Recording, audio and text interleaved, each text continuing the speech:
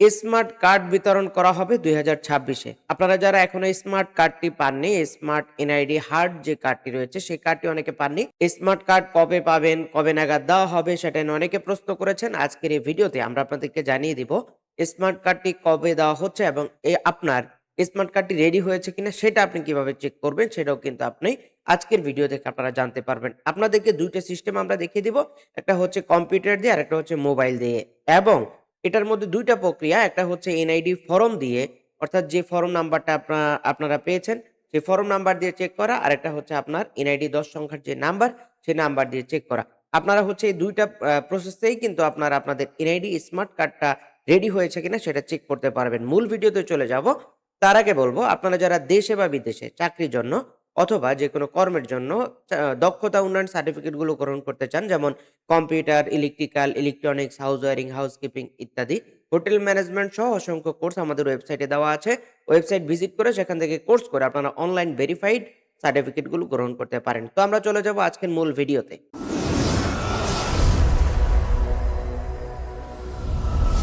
তো আমরা চলে আসলাম এনআইডি স্ট্যাটাসের মূল ভিডিওতে। আপনারা দেখতে পাচ্ছেন, আপনারা যেকোনো একটি ব্রাউজারে চলে যাবেন। আমরা চলে আসলাম গুগল ক্রোমে। এখানে আসার পরে হচ্ছে এনআইডি স্ট্যাটাস লিখে আপনি সার্চ করবেন। আমরা এটা মোবাইল দিয়েও দেখিয়ে দিব। কিভাবে মোবাইল দিয়ে করে সেটা আমরা একটু পরেই দেখাচ্ছি। এটা খুবই সহজ কাজ। এনআইডি স্ট্যাটাস লিখে আপনাকে সার্চ করতে হবে। তো আমরা গুগল ক্রোমে চলে আসলাম। এখানে আসার পরে হচ্ছে এনআইডি স্ট্যাটাস চেক লিখে সার্চ করব। সার্চ করার সাথে সাথে হচ্ছে ওয়েবসাইটটি শো করবে। আমরা ওয়েবসাইটে চলে যাব। এখানে আসার পরে হচ্ছে আপনি কি করবেন? আপনি যদি ফরম নাম্বার দিয়ে চেক করতে চান তাহলে হচ্ছে এখানে NIDFN লিখতে হবে। তো আমরা ১ম এ একটি রেডি এনআইডি কার্ডের তথ্য দেখব। তো আমরা হচ্ছে একটি এনআইডি কার্ডের রেডি তথ্য দেখতে চাচ্ছি। তো আমরা এখানে কি করব? জাতীয় পরিচয়পত্রের যেই ১০ সংখ্যার নাম্বার, সেই নাম্বারটা এখানে দিয়ে দিব। আর যাদের ফরমটাও দেখিয়ে দিচ্ছি। তো এখানে হচ্ছে জাস্ট আপনাকে দিতে হবে জন্ম তারিখ। তো আমরা এখান থেকে জন্ম তারিখটা বসিয়ে দিব। জন্ম তারিখটা বসিয়ে দিয়ে আমরা হচ্ছে এখান থেকে কি করব? এখানে যে ক্যাপচাটা দেওয়া আছে, ক্যাপচাটা এখানে উঠিয়ে দিব।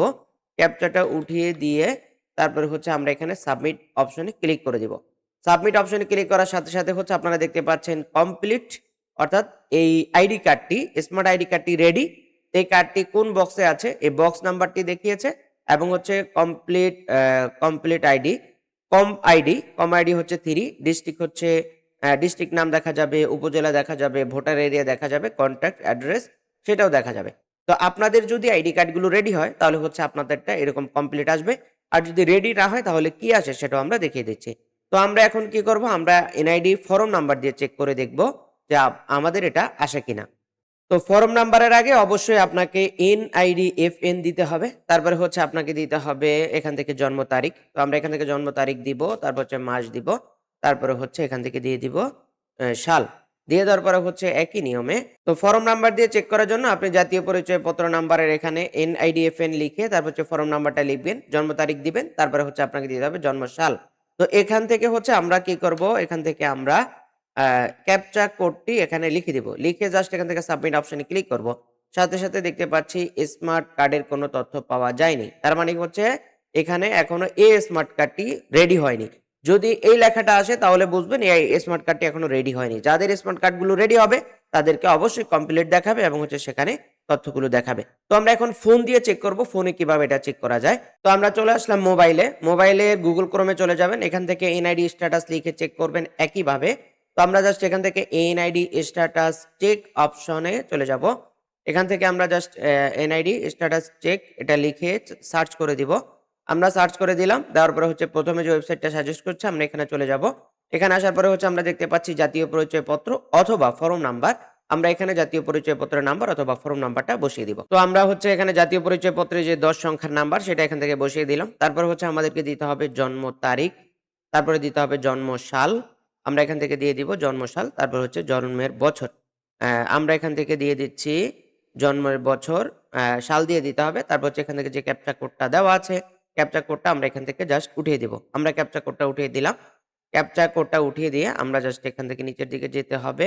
সাবমিট অপশনে ক্লিক করতে হবে। সাথে সাথে আমরা দেখতে পাচ্ছি কমপ্লিট আপনার আইডি বক্স, তারপর হচ্ছে এখান থেকে কোন জেলা, কোন ডিস্ট্রিক্ট, কোন উপজেলা, ভোটার এরিয়া এবং হচ্ছে কন্টাক্ট অ্যাড্রেস সবকিছু এখান থেকে দেখা যাচ্ছে।